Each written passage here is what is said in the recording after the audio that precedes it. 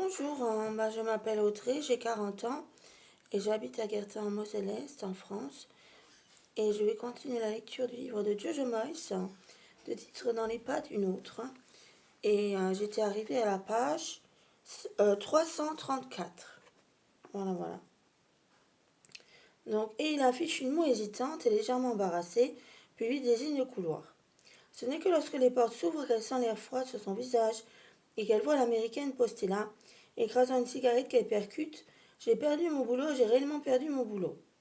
Elle pose le carton par terre et prend son téléphone pour appeler la seule personne qu'elle imagine capable de l'aider à traverser tout ça, Andrea.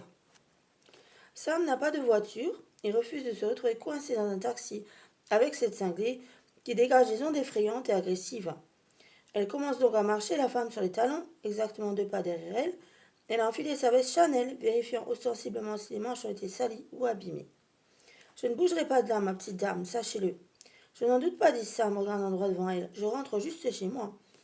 Sam met un pied devant l'autre, l'esprit toujours assailli par les paroles de Simon et les visages de ses collègues, tandis que tout ce qu'il pensait savoir d'elle commençait à s'évanouir. Elle aurait dû s'acharner à vendre des chaussures. Elle aurait dû en faire une priorité. Et maintenant, elle a tout perdu. Et il vaudrait mieux que mes affaires soient chez vous.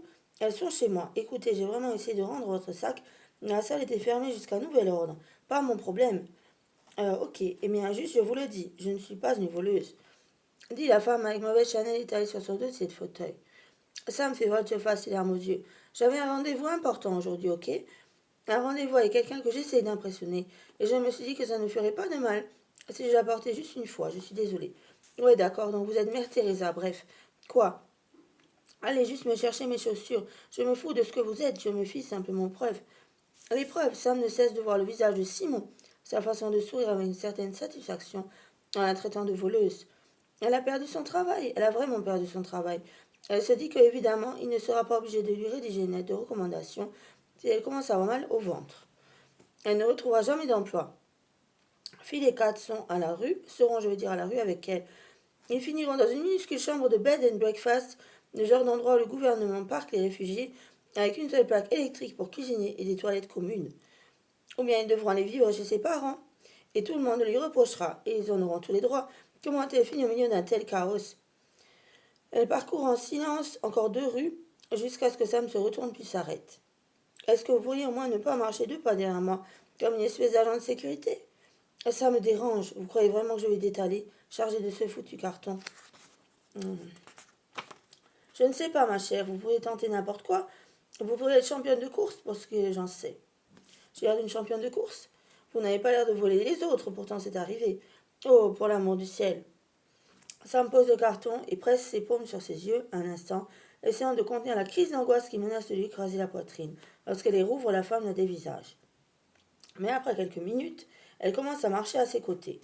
Elle poursuit ainsi pendant un certain temps. Sam est contente de porter ses robes et chaussures, bien que le carton pèse lourd avec toutes ses photos de famille encadrées, ce qui l'a contraint à marquer des pauses régulières pour en ajuster le poids.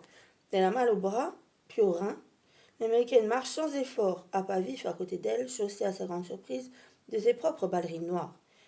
Cette demi-heure de marche n'en finit pas. Elle a besoin d'Andrea. Elle a juste besoin de voir le visage d'Andrea, de sentir ses bras autour d'elle, de savoir qu'il y a dans ce monde quelque chose de bon et stable. Quelqu'un qui sait qu'elle n'est pas une mauvaise personne. Elle tourne enfin dans sa rue et Sam remarque que la petite Nissan Micra bleue d'Andrea est garée devant chez elle. Le soulagement qu'elle en éprouve ici, c'est un énorme hoquet sanglotant, au point que l'américaine lui adresse un regard perplexe et acéré. Voilà, nous y sommes, grommelle Sam. Elle passe devant le camping-car. Phil est en train de poncer bruyamment un pare-choc au bord de l'allée, affublé de lunettes en plastique. Il ne relève pas la tête. Elle ouvre péniblement la porte, lâche le carton dans l'entrée et monte aussitôt à l'étage, sans tenir compte de l'accueil ravi du chien. Elle refuse que cette femme reste ici une minute de plus que le strict nécessaire.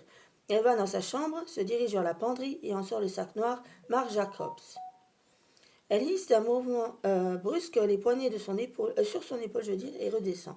La femme se tient devant la porte d'entrée et regarde Phil, les bras croisés sur la poitrine. Elle lève les yeux lorsque Sam apparaît, puis les braque immédiatement sur le sac. Enfin, dit-elle, le tirant du bras de Sam, est-ce que tout est dedans? Évidemment, la femme observe un instant. Je vais vérifier. Très bien. Sam repart dans le couloir pour se rendre à la cuisine.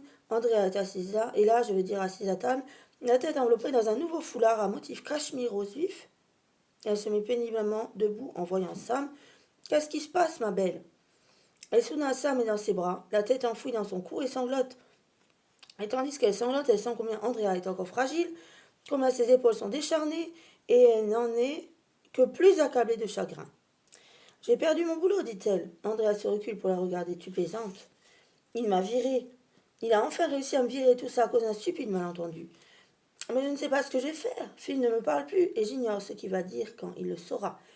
Andrea esquisse une moue compatissante. Elle lui caresse ses cheveux. On va trouver une solution. Ne t'inquiète pas, Sam, on va en trouver. Tu vas t'en sortir. Puis Andrea tressaille lorsque l'américaine fait irruption dans la cuisine, crépitante de rage. Où sont mes putains de chaussures? Sam se tourne pour la regarder. Quoi? Où sont mes chaussures? Dans le sac, je vous l'ai dit. Qui êtes-vous? Demande Andrea, l'air soudain beaucoup pour un fragile. Je suis la personne dont cette salope a piqué les chaussures. Ne vous avisez pas de parler comme ça dans la cuisine de mon ami. Mesurez votre langage. La voix d'Andrea fend l'air comme de la glace, et Sam voit une lueur traverser furtivement les messages de l'américaine. Elles sont forcément là-dedans, dit-elle en s'essuyant les yeux. La femme tend le sac béant, ouvert sur toute sa longueur. Ah ouais, vous voulez me montrer?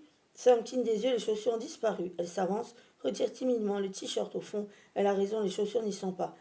Son esprit s'agite. Je ne comprends pas, elles sont restées là en permanence. Phil arrive en retirant ses lunettes.